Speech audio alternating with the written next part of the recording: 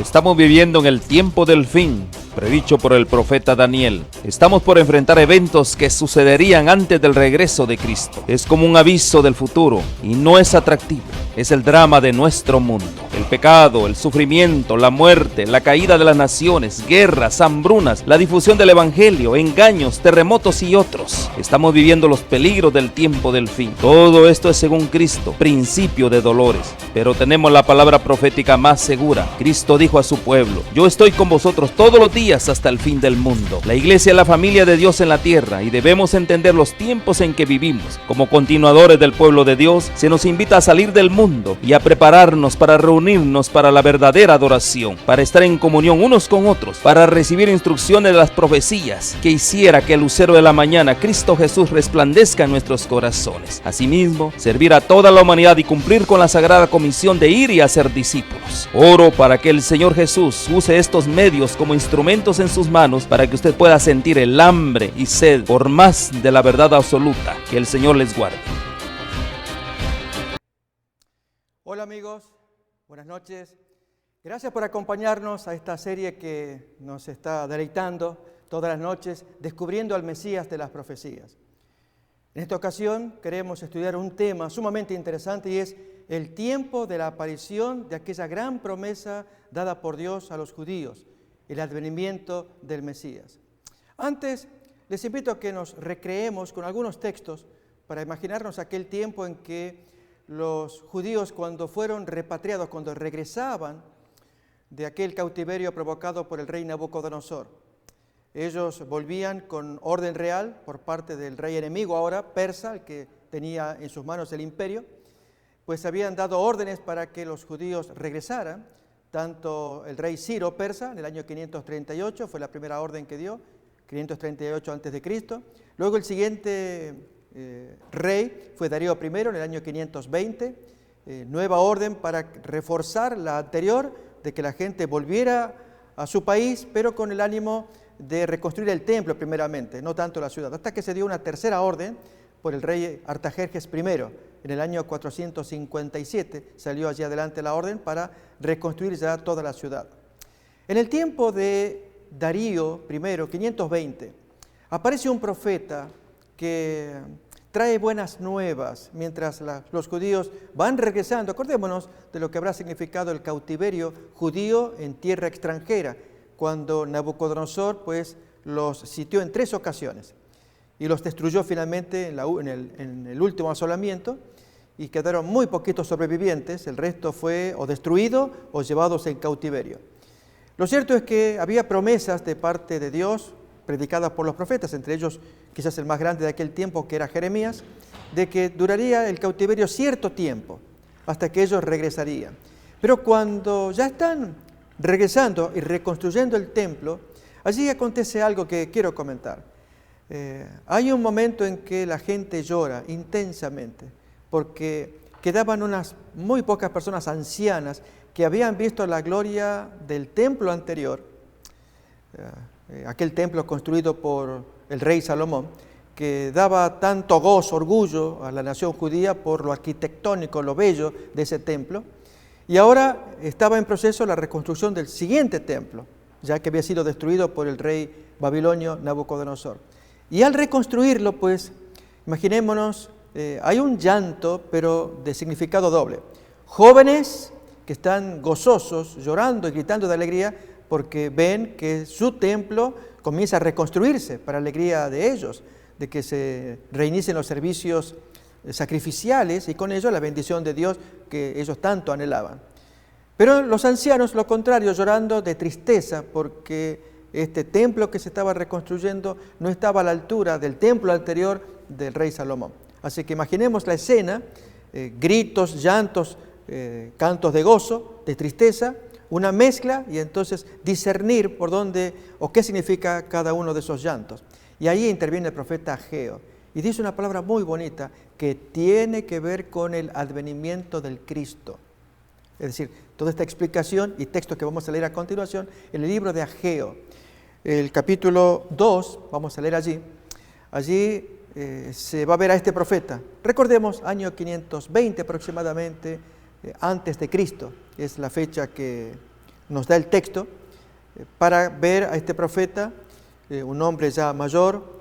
Otro profeta le va a acompañar, que es Zacarías, hombre más joven, y ambos predicando a este pueblo, reforzándoles su esfuerzo, su trabajo en la reconstrucción del templo. Más adelante, dije 457, vendrá una nueva orden, esto es para reconstruir la ciudad. Por ahora el templo, que era el anhelo de tener los servicios funcionando, para que a través de ellos Dios pueda bendecir a la nación. Esas eran las promesas de las leyes judías, de que mientras el templo estuviera activo, Dios podía acercarse y darles las bendiciones que todos ellos necesitaban. Pero entonces veamos a este profeta Ageo, que entra en escena animando al pueblo a continuar con la reconstrucción, y en cuanto a los llantos, explicando que había una gloria, es cierto, del primer templo, el de Salomón, pero este segundo templo, humilde, de menor vuelo que el anterior, este templo de construcción menor en cuanto a gloria, sin embargo lo superaría al de Salomón. ¿Por qué? Porque aparecería el Cristo allí en su seno. Vamos a leer entonces de Ageo, capítulo 2, desde el versículo 1 en adelante. Este libro apenas tiene 2 capítulos, así que es fácil de poder leerlo. En el 7º mes, a los 21 días del mes, vino palabra de Jehová por medio del profeta Ageo, diciendo: habla ahora a Zorobabel, hijo de Salatiel, que era el gobernador, y a la vez a Josué, hijo de Josadac, el sumo sacerdote.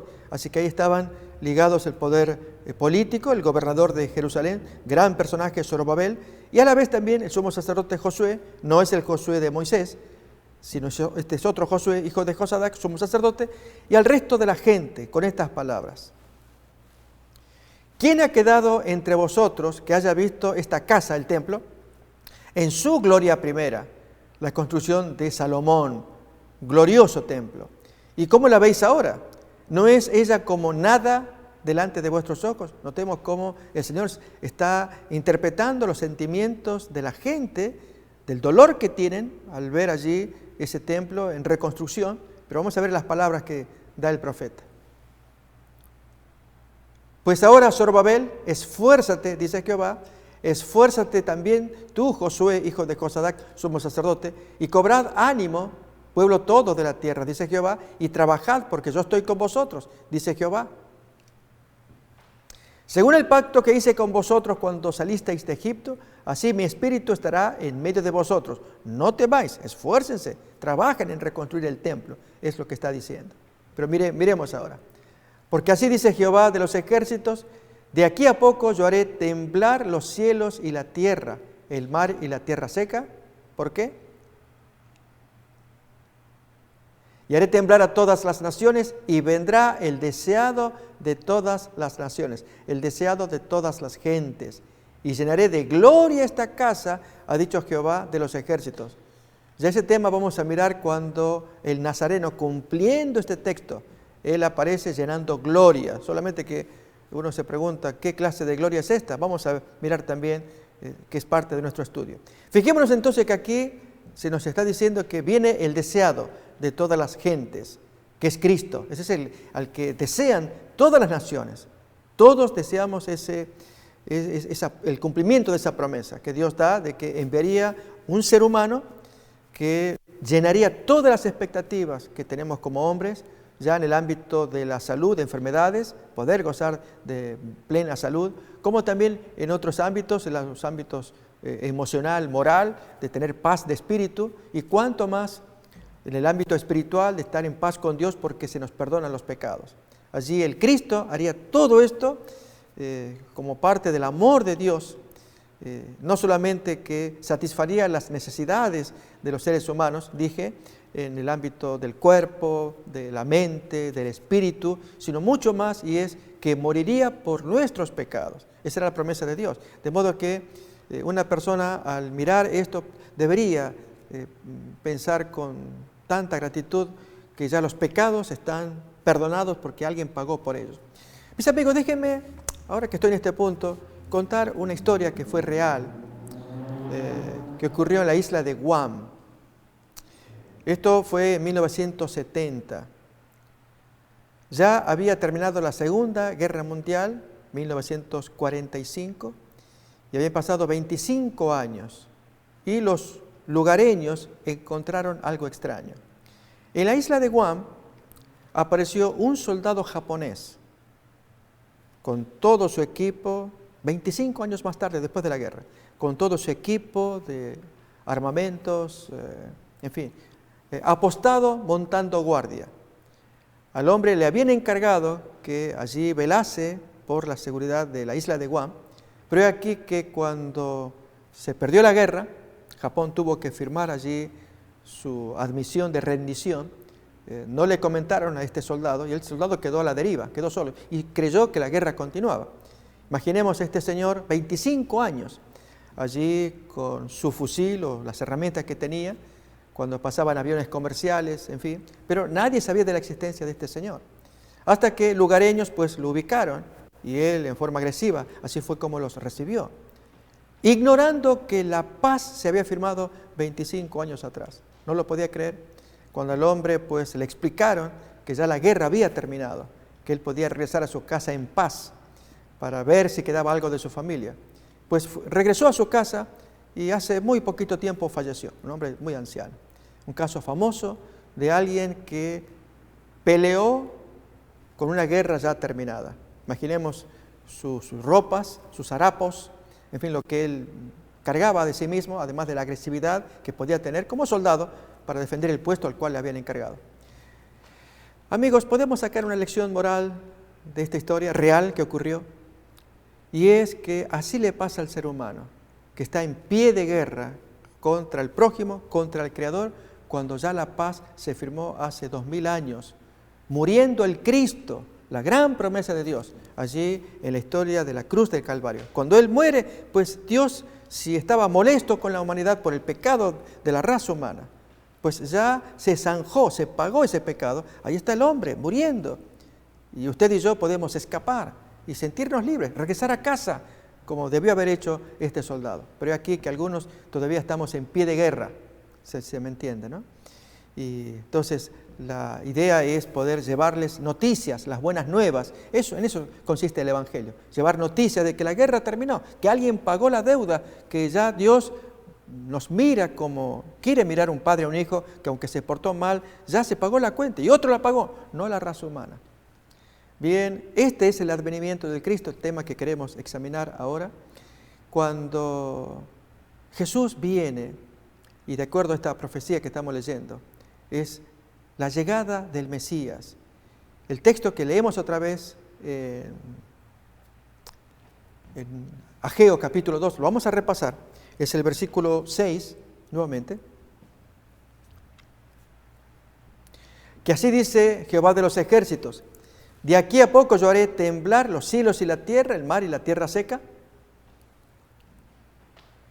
y haré temblar a todas las naciones, y vendrá el deseado de todas las gentes, y así llenaré de gloria esta casa, ha dicho Jehová de los ejércitos. Miremos más todavía acerca de esta promesa.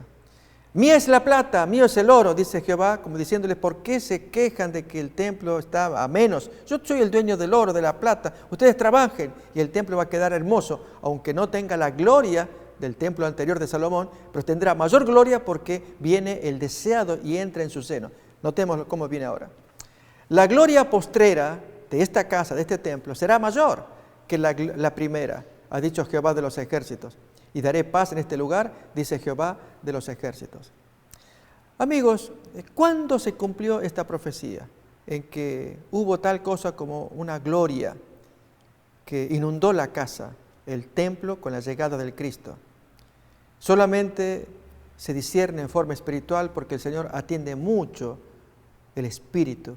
Para ello, para entender la historia que vamos a estudiar ahora, voy a invitar a que recordemos un diálogo que mantuvo Jesús con la mujer samaritana, Juan capítulo 4. En ese diálogo, allí Jesús muestra cómo Dios quiere que sea la adoración, qué es lo que pretende, qué busca del ser humano cuando se le acerca a Dios.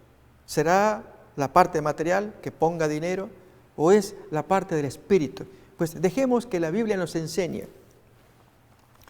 San Juan capítulo 4, en diálogo con la mujer samaritana, Jesús le dijo estas palabras. Versículo 22 en adelante. Vosotros, diciéndole Jesús a la samaritana, adoráis lo que no sabéis. Los samaritanos pues no sabían correctamente o no hacían correctamente los requerimientos de la adoración de Dios. Nosotros adoramos lo que sabemos porque la salvación viene de los judíos, porque Dios a ellos les reveló los oráculos sagrados. Todo lo que los profetas dijeron proviene de Dios y era para que los judíos luego lo diseminen a toda la raza humana. Y sigue más. Mas la hora viene, y ahora es cuando los verdaderos adoradores adorarán al Padre y en espíritu y en verdad, porque también el Padre tales adoradores busca que le adoren. ¿De qué manera? Dice allí, en espíritu. Ahí otra vez el texto. Y los que le adoran en espíritu y en verdad es necesario que adoren, ya que Dios mismo es espíritu. Entonces, adorar en espíritu, no en forma material, es adorar con la mente. Dios toma atención a la mente. Y de verdad, con hechos. Bien, vamos a ver con estos versículos, a ver cómo Jesús entra en el templo para dar gloria. Esto aparece en San Juan capítulo 2. En verdad, esta historia aparece en 2 ocasiones, tanto cuando ingresa ya en su misión mesiánica, que le llevó 3 años y medio, al comienzo como al final de su ministerio. Aparece este fenómeno. ¿Qué cosa la que queremos estudiar? Solamente con nuestra mente la vamos a discernir. Dios quiere limpieza del templo y del alma también. No tanto lo material.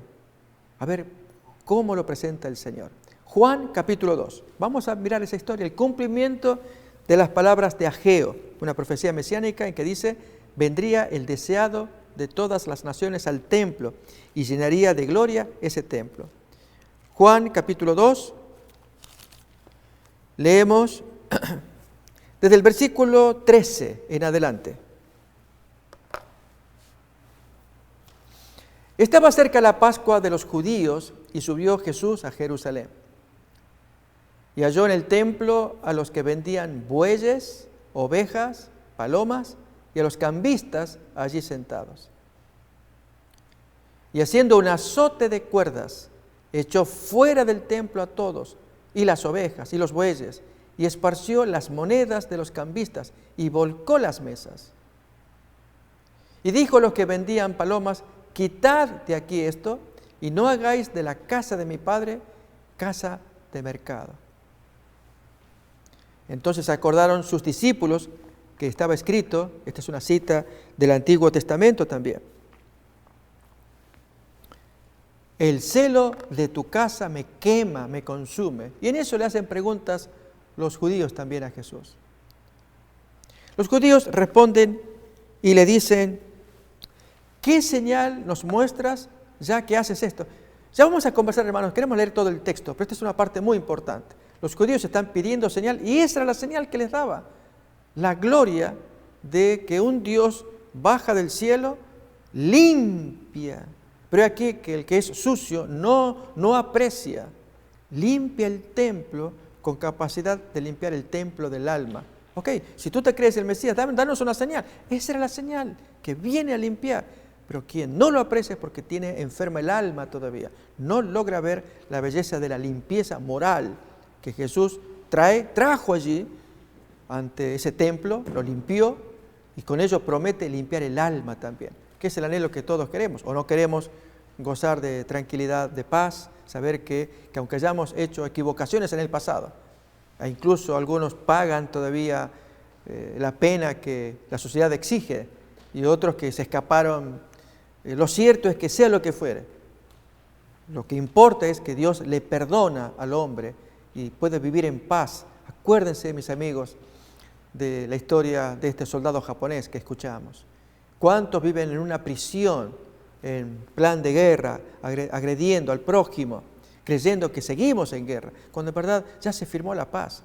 Para vivir en paz con el Espíritu, aunque cuando tenemos una visión ciega queremos guerra, y es el motivo por el cual actualmente hay esas chances de guerra, esas amenazas, como enseña también el apóstol Santiago, que el fruto de los pensamientos, ardéis y de las cosas que no conseguís, eso provocáis para que haya guerra. Lo comenta así el apóstol Santiago en el capítulo 4.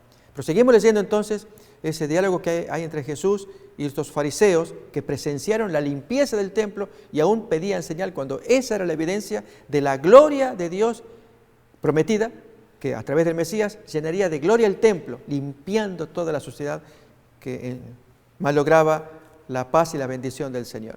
Miremos cómo sigue el texto. Respondió Jesús y le dice: destruid este templo y en 3 días lo levantaré. Si nos fijamos en la construcción de los verbos y de las personas que participan, finalmente la acusación que hicieron contra Jesús 3 años y medio más tarde, allí toman esta palabra y tuercen en la confusión de estos testigos falsos. Cuando acá Jesús dice: ustedes destruyen el templo y yo lo levanto. Y los fariseos o estos judíos que acusaban a Jesús a muerte dijeron que él, Jesús, destruiría el templo como una verdadera amenaza. Él se encargaría de destruirlo y luego reconstruirlo. Y esto, lógico, causó consternación en los judíos de que Jesús, con el poder que él tenía, se encargaría de tirar el templo abajo. Por lo tanto, no se lo iban a permitir. Pero Jesús no dijo que él lo tiraría, sino que hagan ellos de tirar el templo. ¿Y a qué se refería? Era una profecía. Miremos a qué se refiere en el siguiente versículo.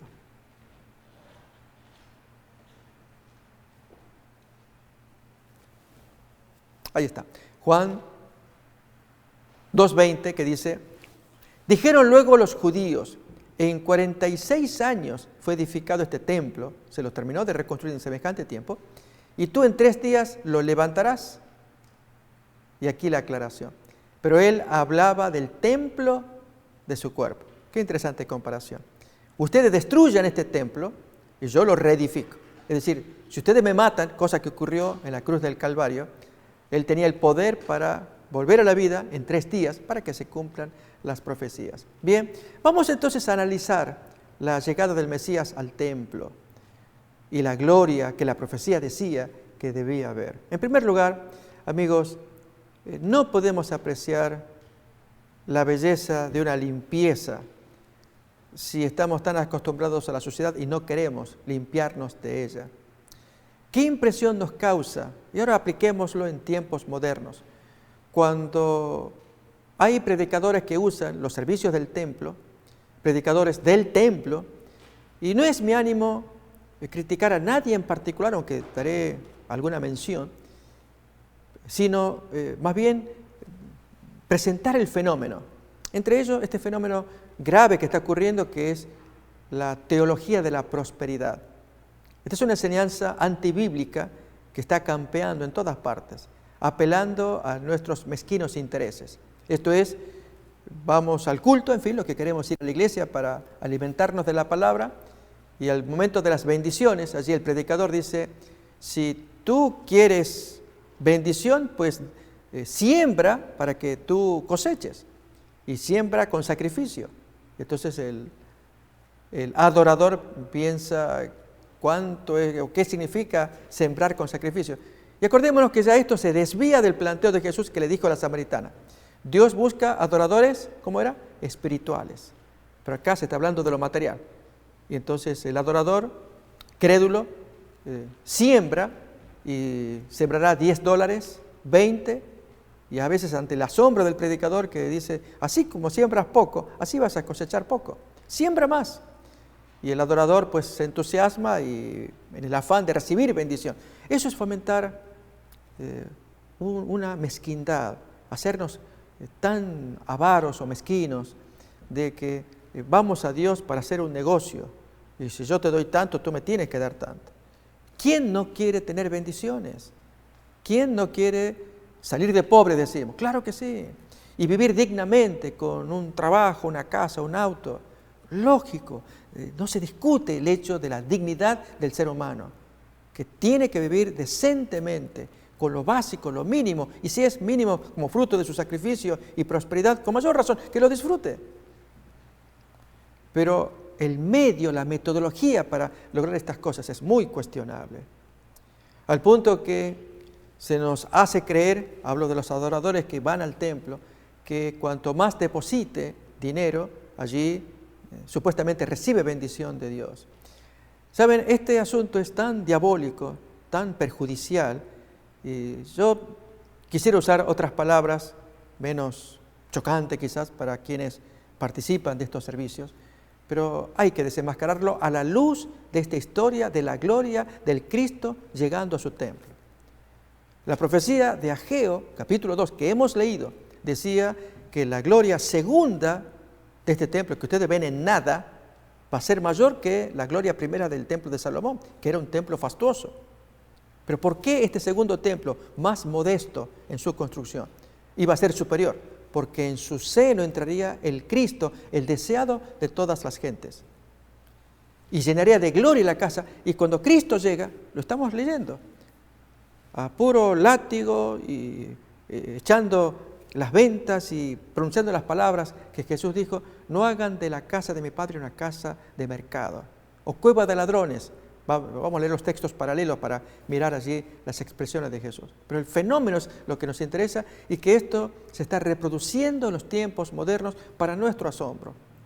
Asombro, por un lado, de la credulidad de gente que es víctima de estos, disculpen la expresión, no puedo, y asumo la responsabilidad si alguien quiere objetar, de estos estafadores. Ustedes me irán conociendo. Suelo hablar tranquilo, pero indigna que gente humilde que van a Dios confiando en ese Dios, que Dios los ama y ellos aman a Dios, pero que quieren bendición de Dios, pero ese medio no es el correcto, como tampoco lo fue en los días de Jesús, cuando allí se hacía negocio. ¿Por qué los cambistas? Volvemos al texto ahora de Juan capítulo 2. Porque parte de los servicios de adoración a Dios era el sacrificio de animales, símbolos del gran Cordero que debía venir. Recordemos que fue Juan Bautista, tema que ya miraremos más adelante, el gran precursor que él trajo la llave para entender el plan de salvación. Cuando él, viendo pasar a Jesús, él dijo, si nos acordamos: he aquí el Cordero de Dios que quita el pecado del mundo. La gente, oyéndolo, movió sus ojos, prestó atención al caminante que andaba cerca por allí, que incluso se acercó para pedir bautismo. Y entonces, al decir Juan, este es el Cordero de Dios, la gente, ahí tenemos el texto, Juan 1:29, que el siguiente día vio Juan a Jesús que venía a él y dijo: he aquí el Cordero de Dios que quita el pecado del mundo. ¿Por qué decía esto? Porque toda la gente judía que escuchaba estaban ya sabedores del servicio del templo en que se sacrificaban corderos y animales y cuya sangre se esparcía representando el perdón de Dios. Solamente que la sangre en sí no tenía virtud, sino que era un símbolo de algo que vendría luego, y eso tendría virtud. Y eso algo que vendría nuevo era un cordero. Así aquí eran corderos pequeños, tenían que tener características sin mancha, eran sacrificados. Si allí en nuestra mente a veces puede confundirse o entristecerse, ¿cómo es posible que se hicieran tantos sacrificios de animales? ¿Qué culpa tienen los animales? Coincido, estamos en la misma línea. Sin embargo, Dios había ordenado que esto ocurriera para que nunca olvidaran esta gente que con sangre solamente podrían ser perdonados. Pero una sangre ajena, no la propia. No había que pagar sangre. Hay un texto allí en Miqueas donde se nos dice claramente que Dios no va a pedir el hijo de nuestras entrañas para pagar la deuda pecaminosa de algún pecado que hayamos cometido, sino que Él provee su Hijo, el Hijo de Dios, Cristo. Y entonces lo provee, pero Juan Bautista interpreta que Él es el Cordero, que es lo cual estaba simbolizado por los corderos del templo. Ahora viene la representación, caminando y andando, con pelos, pies, andando, y la gente, entonces al mirarlo, comienzan todos a asociar que Él es el cumplimiento de todos los símbolos de corderos del santuario judío. Bien, cuando Jesús pues llega allí a su templo y observa cuánta cosa fea que hay allí, cuánto egoísmo, cuánta vanidad, cuánta avaricia. ¿Por qué? Porque los judíos debían traer corderos, pero he aquí que ya por el traslado de una distancia, de otra, de ciudades, 3 veces al año debían todos venir a la ciudad de Jerusalén. Eran órdenes de Dios para celebrar 3 fiestas anuales. Una de ellas era en el primer mes judío, la fiesta de la Pascua y la consiguiente semana de los panes ácimos. Toda una semana dedicada a una fiesta allí judía. La segunda, 50 días más tarde, el Pentecostés, una fiesta de recolección de gavillas, de cosecha. Y luego la tercera fiesta, en el mes séptimo judío, la fiesta de las cabañas, en que todos tenían que venir allí, en ese mes, un mes sagrado judío, ¿no? Todos los años. Y entonces cuando los judíos pues venían con su carga de animales también. Pero aquí que los sacerdotes se idearon de que en lugar de que el judío se traiga un animal, pues ahí se lo vendían en el templo, pero a precios exorbitantes. Allí entonces Dios no puede tolerar, Jesús entra en escena y como ya leímos, expulsa todo, toda la corrupción, y cuando pronuncia esas palabras, no hagáis de la casa de mi Padre una cueva de ladrones. Amigos, esta historia de Jesús, que vamos a leer otra vez, muestra que Dios quiere limpiar el alma y que busca adoradores espirituales, aquellos que sienten en su corazón la necesidad de ser limpiados, que así como Jesús tuvo el poder, la audacia, la severidad, el genio para hacerlo ante el asombro de sus compañeros que veían a Jesús como desaforado. ¿Qué le está pasando? Que él toma un látigo y comienza a castigar todo, a echar las mesas, saquen toda esta porquería, disculpando la expresión, pero siendo claros. El problema es que esto se está repitiendo en tiempos modernos y tiene que ser denunciado. Déjenme ilustrarlo. En los videos de YouTube, allí aparece, yo vi un caso de un predicador de habla portuguesa, diciendo a la gente, ¿dónde está la fe de ustedes? Si tienen fe, Dios los quiere probar. Claro que tenemos fe. Entonces, si tienen fe, dejen las llaves de los carros aquí con nosotros. Vuélvanse y Dios les va a proveer otro carro.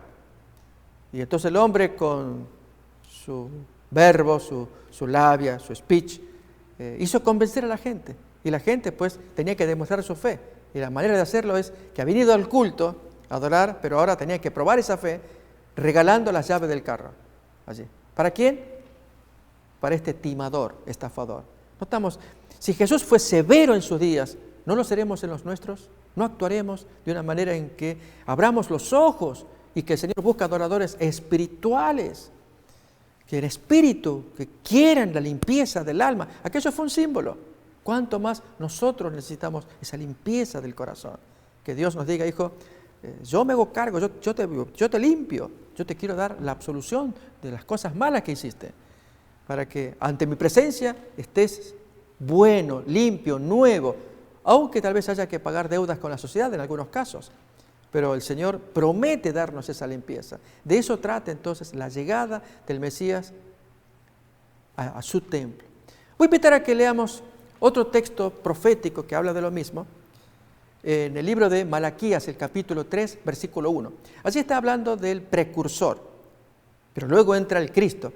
Acordémonos que este fue otro problema que los judíos tuvieron, y es que no aceptaron los dirigentes, especialmente al precursor, al que prepararía el camino. Con amor Dios lo estaba haciendo, se habían desviado tanto moralmente con sus avaricias, sus mezquindades, sus pleitos, sus iras, sus rechazos también a todo lo que no fuera judío, su racismo contra los gentiles.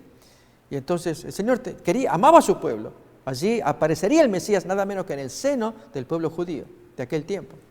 Pero entonces envió un precursor para anunciar al pueblo que se despierten y hagan cambios de modo que puedan recibir al Cristo cuando Él viniera. Y ese precursor se llamó Juan Bautista. Veremos la profecía al respecto, pero nos detenemos en el aspecto de la entrada del Cristo en el templo. Malaquías 3:1 que dice, he aquí yo envío mi mensajero, el cual preparará el camino delante de mí. Y ahora entonces la aparición del Cristo. Y vendrás, todavía seguimos con el versículo 1, y vendrá súbitamente a su templo el Señor a quien vosotros buscáis. Y el ángel del pacto, también se le llama así, a quien deseáis vosotros. Y aquí viene, ha dicho Jehová de los ejércitos. Notamos que allí es la aparición de dos personas. Primeramente el mensajero, el precursor, y luego el Señor, pero vestido de carne humana, y no iba a ser distinguido, a menos que se lo distinguiera con sus acciones, que mostraría que Él es un hombre superior, que trae algo que no tenemos nosotros, y es la limpieza del alma. Primeramente la limpieza del templo, como símbolo, como anticipo de lo que Él puede hacer allá adentro del corazón humano. Fijémonos más como dice en el versículo 2, la obra de este Señor que llega a su templo, la llegada del Mesías. Dice, ¿y quién podrá soportar el tiempo de su venida? ¿O quién podrá estar en pie cuando Él se manifieste? Porque Él es como fuego purificador y como jabón de lavadores. Notamos que la aparición, la llegada del Cristo está representada con estas figuras de un jabón de lavadores. Va a limpiar. ¿Quién podrá soportarlo? Bien, vamos a leer ahora el texto de la aparición del Cristo en el templo. A poco tiempo de haber empezado su ministerio esto ocurrió. Esta fue la señal que muestra que la gloria mayor vendría sobre el segundo templo que sobre el primero, porque nada menos que la presencia de Dios, vestido de carne humana, actuaría allí limpiando el templo.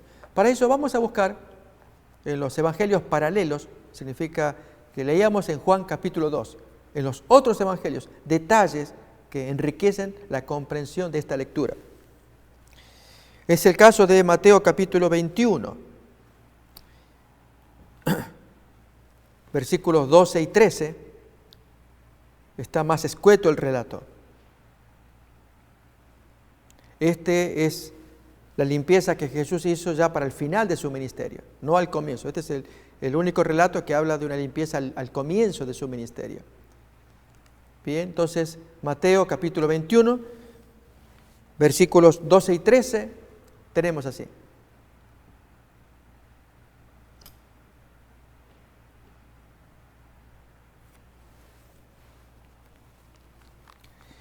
Y entró Jesús en el templo de Dios y echó fuera a todos los que vendían y compraban en el templo, y volcó las mesas de los cambistas y las sillas de los que vendían palomas, y les dijo, escrito está, mi casa de oración, o mi casa, casa de oración, será llamada, mas vosotros la habéis hecho cueva de ladrones. Es increíble pensar que cuando uno va a adorar a Dios, Dios que nos lee los pensamientos, el alma, nos pueda llamar un adorador ladrón. ¿Por qué? Porque ya lo había dicho el texto de Ageo, mía es la plata, mío el oro, yo no necesito, tengo suficiente. Lo que no tengo es tu alma, que tú me entregues todo tu ser, tu confianza. Cuando a veces actuamos de una manera mezquina, ignorando la voluntad de Dios y creemos que materialmente lo arreglamos con ofrendas. Hay quienes tienen capacidad de hacerlo, pues depositan gruesas ofrendas. Sin embargo, Dios no puede poseer el corazón, el alma, que es lo que Dios quiere, para poder limpiar lo que hay aquí adentro. Bien, de eso trata este relato. Al decirle cueva de ladrones, no puede limpiar al ladrón que hay allá adentro haciendo el negocio que se hace. Vamos a ver otros evangelios también. El que se encuentra en Marcos capítulo 11, versículo 15 en adelante. Es muy similar. Cambiarán unas pocas palabras, pero la esencia nos muestra un relato de cuando Jesús termina su ministerio y que causó mucha indignación.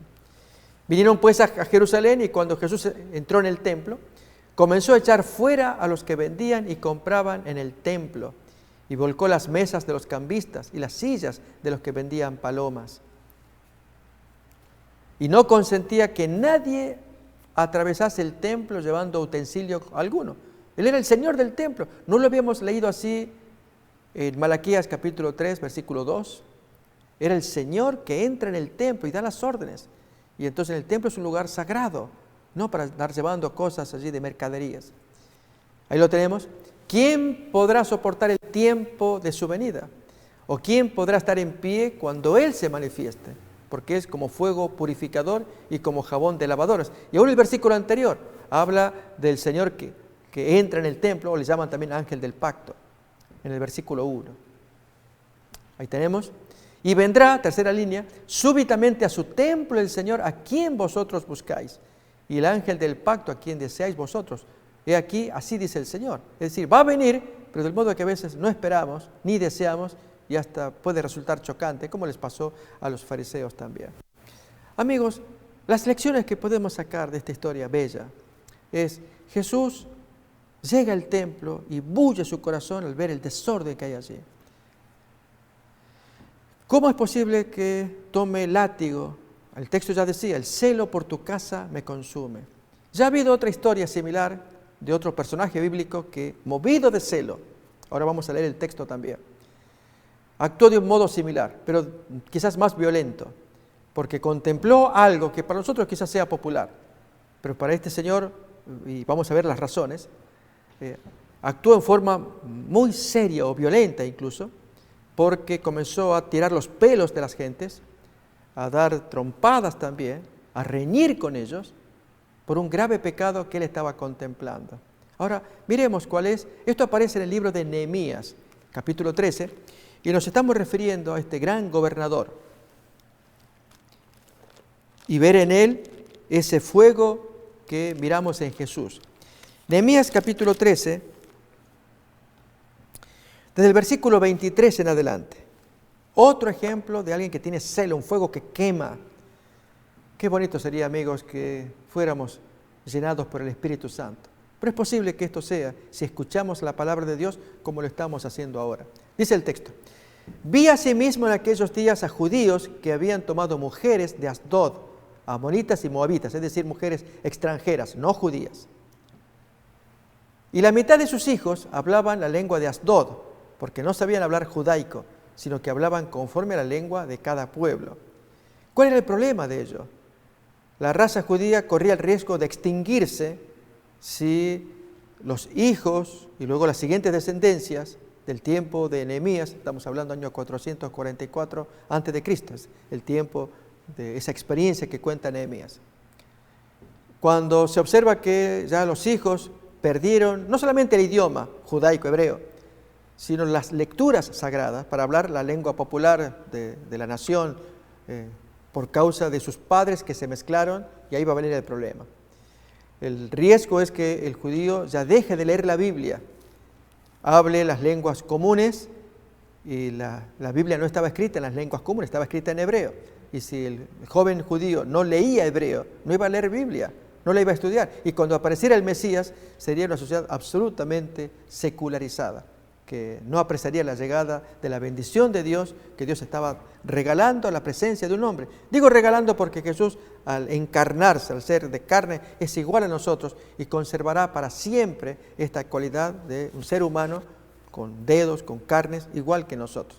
Pero seguimos leyendo el texto todavía para entender a Nehemías, porque entra la parte violenta que algunos quizás confunden, pero es hablar del celo que hay adentro, que es a donde queremos llegar. Miremos entonces. Dice: y reñí con ellos y los maldije y herí a algunos de ellos y les arranqué los pelos. Notamos, está violento. Y les hice jurar diciendo: no daréis vuestras hijas, judías, israelitas, a sus hijos, paganos. Y no tomaréis de sus hijas, de los paganos, para vuestros hijos, israelitas, ni para vosotros tampoco. Y dice más: no pecó por esto Salomón, rey de Israel, bien que en muchas naciones no hubo rey como él, que era amado de su Dios, y Dios lo había puesto por rey sobre todo Israel. Aún a él le hicieron pecar las mujeres extranjeras, de las muchísimas que tuvo, casi 1000 mujeres, cuenta así la Biblia, y un hombre que se echó a perder. Muy triste esa etapa de la vida de Salomón, del rey Salomón, hijo de David, pero la Biblia nos cuenta que él se recompuso a tiempo, se arrepintió de sus pecados. Bien, aquí está mencionando el libro de Nehemías, que hacía falta tomar conciencia de la identidad de hijo de Dios. Y es que el judío, la lógica está diciendo que los que son afines, ellos pueden juntarse, casarse. Pensemos en el perro con la perra, los animales, cualquier animal, cualquier especie afín a sí misma se casa. Y en la fase espiritual con más razón. El judío con una judía, el cristiano de cualquier denominación con alguien equivalente también, y así sucesivamente. Pero aquí se mezclaron, y es lo que Dios no lo permitía. Quería que las dos personas vivieran juntas, idénticas en su afiliación religiosa especialmente.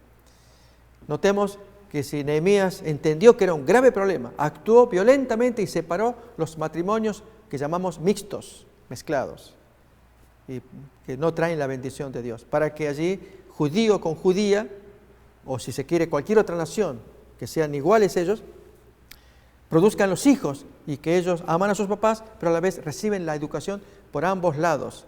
Y ese hijo, en este caso israelita, se va formando para recibir al Mesías cuando eventualmente apareciera. Bien, ahí miramos a un Nehemías con celo. No es distinto del celo de Jesús. Y ese celo, amigos, es el que Dios tiene por cada uno de nosotros. Lo voy a invitar a que leamos un texto. Acompáñenme. Aparece en el libro de Santiago.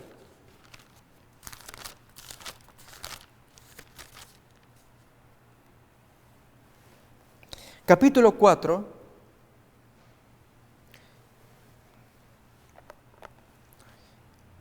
desde el versículo 1, una historia bonita, un relato que cuenta Santiago, donde habla de las pasiones humanas y el celo que Dios tiene por ese hijo que quiere tenerlo como propio. ¿De dónde vienen las guerras y los pleitos entre vosotros? ¿No es de vuestras pasiones, las cuales combaten en vuestros miembros? Codiciáis y no tenéis, matáis y ardéis de envidia y no podéis alcanzar. Combatís y lucháis, pero no tenéis lo que deseáis porque no pedís. Pedís y no recibís porque pedís mal para gastar en vuestros deleites.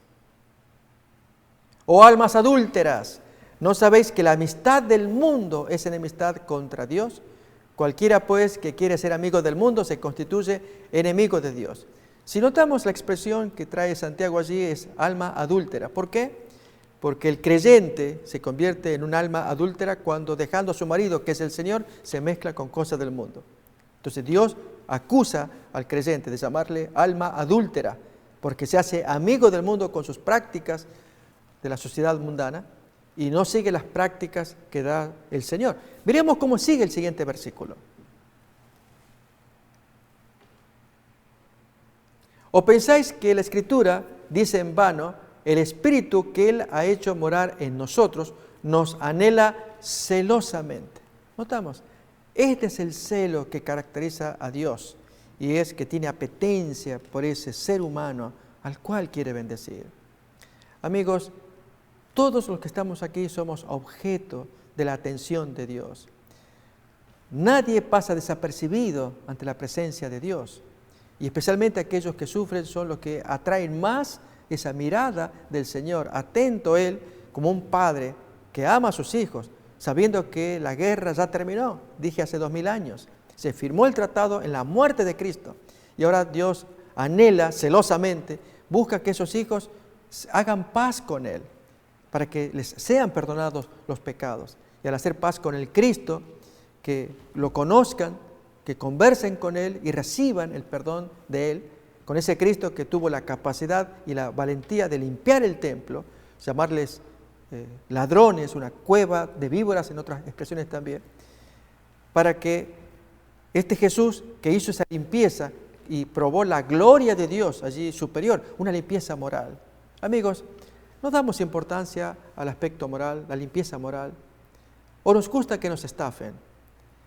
Cuando vamos por nuestras actividades, ¿cómo nos sentimos cuando alguien nos estafa? Déjenme que les cuente un relato para ilustrar lo que quiero decir acerca de la limpieza moral, de la que Jesús es el principal artífice al limpiar el templo. Lo limpió, así muestra la gloria. Esta es la llegada del Mesías, viene para limpiar.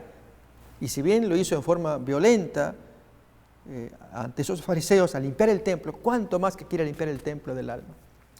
Un amigo me contó un caso que les quiero compartir a ustedes.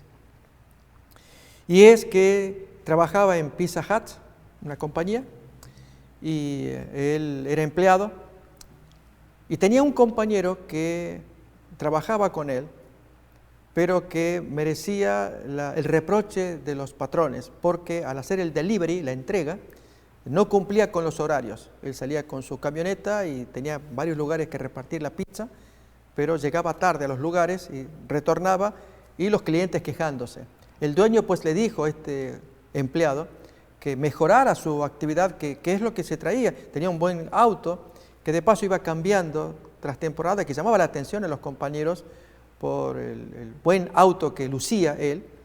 Y entonces este hombre decía pues que era el tráfico, traía excusas para justificar que el hombre no podía cumplir con todas las entregas a tiempo. Y entonces ya le amenazaron que si seguía esta situación lo echarían de la compañía. Y previendo que lo echaran, este amigo que hacía los deliveries le cuenta a mi compañero. Y este compañero me lo cuenta a mí. Y le dice, mira, yo necesito tu ayuda. Tú sabes que yo hago los deliveries.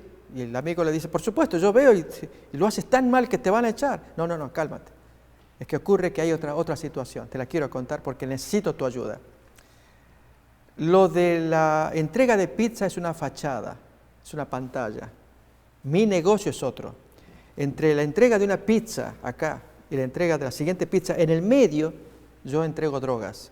Entrego una pizza acá y vestido con mi uniforme, la camioneta y todo lo demás, allí hago la entrega de droga, recibo el dinero, voy a la siguiente pizza, otra vez y así sucesivamente en el medio, allí. Por eso es que no me alcanza el tiempo, no puedo cubrirlos todos. Pero ese es el negocio que tengo y tú ves en los carros que he ido cambiando. Y ahora se me viene una gran entrega, muy grande, una mercadería que viene del país de México, entra acá y necesito tu garage. Que si tú me lo prestas, yo te doy $50,000. Este es el arreglo que tengo con mis amigos. Dame 2 horas nada más, dame la llave, me hago cargo yo, viene una camioneta, trae la droga, la depositamos en tu garage. Allí llega, en ese tiempo, en 2 horas, llega para despistar así nos estaban siguiendo, viene el siguiente y levanta la mercadería y tú te vas a pasear con tu esposa, regresas, te entrego las llaves y luego te entrego los $50,000. Por favor, ayúdame. Y mi amigo, pues excitado, va a su casa, le cuenta a su esposa y se imaginan ustedes la reacción de la esposa, los pelos de punta. No quiero nada, la policía, pero la policía, no quiero nada. Y así fue. La señora tenía quizás una sensación de que no caer en la tentación del dinero, fácil en este caso, y mala vida. Amigos, el Señor quiere limpiar el alma y a esta gente, pues Dios se acerque, les limpie el alma, no así en el otro caso, que Dios juzgue, pero esta es la invitación que Dios nos está haciendo a cada uno de nosotros. Estamos metidos en situaciones de necesidad de dinero y hacemos transacciones que no corresponden, sea lo que fuere. Dios nos quiere limpiar, te quiere limpiar a ti, me quiere limpiar a mí. La llegada del Cristo limpiando el templo es la prueba de que tiene poder para limpiar nuestros corazones. Ojalá que así sea, que lo aceptemos y nos estamos viendo en la siguiente emisión, Dios mediante, con más estudios de Descubriendo al Mesías de las Profecías. Gracias. Metro Evangelización 3000. En la Biblia encontramos el gran desafío evangelístico que han representado las ciudades a quienes desean hacer suya la orden de ir y predicar el Evangelio. En la actualidad, la mayoría de personas viven en las grandes metrópolis. Debemos aceptar que hoy podemos predicar a cientos, miles y millones de personas que están a nuestro alrededor. Y esto lo podemos hacer con planes muy abarcantes que nos desafíen a una obra mayor. Ya están listos los peces, ya están listas las redes, solo faltan los pescadores. Presentamos Metro Evangelización 3000. Todos pueden hacer algo en esta obra. En estas reuniones hogareñas presentamos a Cristo a las familias. Metro Evangelización 3000, donde más de 125 ciudades serán impactadas por el mensaje de salvación de la verdad presente. Únete, acércate y forma parte de este magno evento. Abre tu hogar y sed de gran luz. El Señor está esperando por ti.